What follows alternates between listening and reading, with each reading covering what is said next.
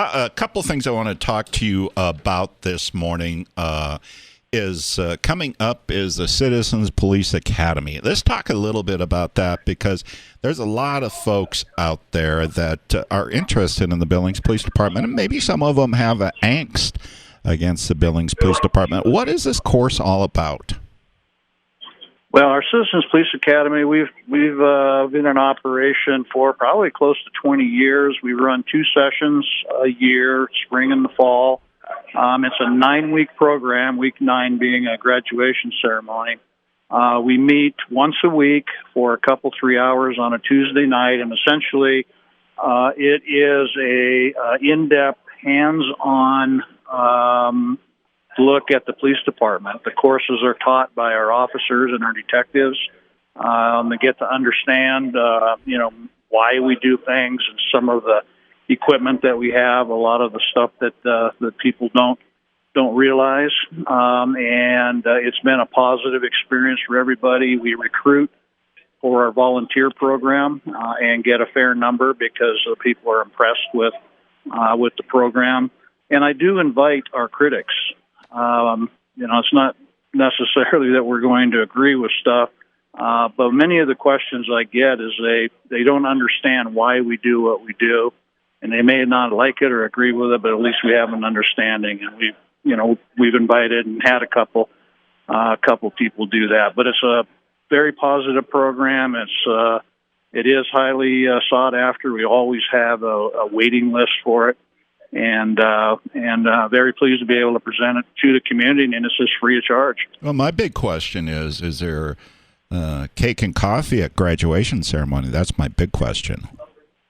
We do better than that. It's a banquet. We've been at the Northern the last couple graduation parties and then our graduation ceremonies, and then there is dessert at the end, and I know there's some cake, but Mr. Nelson at the Northern's done a wonderful job supporting the police department, and his banquet staff does a great job. So, yeah, we can one up on the cake and ice cream. That's just part of one of the courses. Billings Police Chief St. John, I have a friend named Austin in another state, and he's thinking about maybe getting into law enforcement. What kind of words of wisdom would you give him? Well, what I tell everybody specifically is we want people that have some life experience and or some college education. A lot of people get out of high school and think that they can get into law enforcement without any of that. You need to go do something and get some life experience and come to us a little bit more mature. On the college route, it really doesn't matter to us what your degree's in, but it shows me that you can commit to something, stick to it. College is all about critical thinking, reading, writing, and communication, and that's really the bedrock of law enforcement. We'll teach you how to, do the other cop stuff. So that's what I tell them, and engage in some ride-alongs, maybe some reserve programs to make sure that it's what you want to do, because a lot of people sign up here, and then I've had more than one say it's not what I thought it was going to be.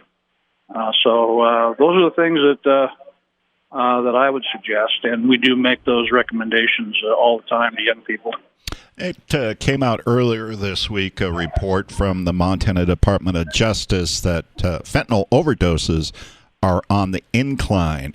Here's Brian Lockerbie, who's the administrator of the Division of Criminal Investigations at the Montana Department of Justice, talking about that. If we're going to, it has to be an absolute collaborative approach. Enforcement is just one part of the solution. It takes education. It takes awareness. It takes a hard conversation by a family member if they suspect that somebody might be using drugs or suffer from substance abuse. It takes options in treatment. Even the courts are trying to do what they can in treatment. Okay, your thoughts on his statement?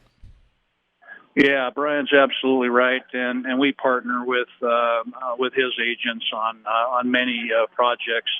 But yeah, the big thing for us is that we know what the issue is, so we need to get intervention on the front end, the prevention, the education, the treatment. Enforcement has never been an issue. We arrest plenty of people for distribution, for transportation, for manufacturing. But where the real gap in service lives is on the front end, is breaking that chain. And then on the back end, it would be, the sustainable treatment programs, some housing. You just can't expect people who are addicted to a particular drug. We're talking fentanyl here, but methamphetamine always is at the top of the list, to go through a 90-day treatment program and call it good. They struggle getting jobs, they struggle getting housing, and eventually they couch surf on their friend's house, and then fall off the wagon and reoffend, and then we're back in the cycle.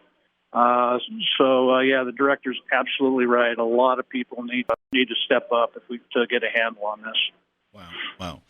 When does the city of Billings, the police department, come out with their annual report for 2022? Yeah, 22 annual report. We're getting closer and closer to getting it done to near the end of the year, but I would look for it probably within a couple, 3 weeks. Okay. We're putting everything together. A lot of the statistics have to come from the federal government, and they don't move at the speed of heat sometimes, so that holds stuff up. Look for it in a few weeks. I'm excited to bring the accomplishments of the department to the community, and also point out some areas where we can improve and do some work. Where do you think the numbers are going to be at? Where do you think there's going to be a spike and then a dip in different crimes? Yeah, just off the top, I know that our calls for service declined about 5,000 over 2021. We were about 96,000 in 21, and we're in that 90 range right now. So some of the efforts that we undertook with the safety levy, putting resources and modifying some of our processes, reduced our calls for service, so that's good. Where you were standing at 13 homicides, is that what the number was? So, that's going to be an uptick from 21, which we had pushed down. I think you're going to see an increase in traffic enforcement, citations and arrests, and then other than that, I don't know, because it's just a lot of stuff going on, so I don't know what those numbers look like.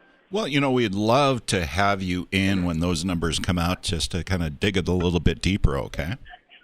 Absolutely. Well, thank you so much. You can go back to the Knowledge of Power table up at City Brew now, okay? I didn't say power. It's just table of knowledge, but I'll take the power comment. Have a great day, sir.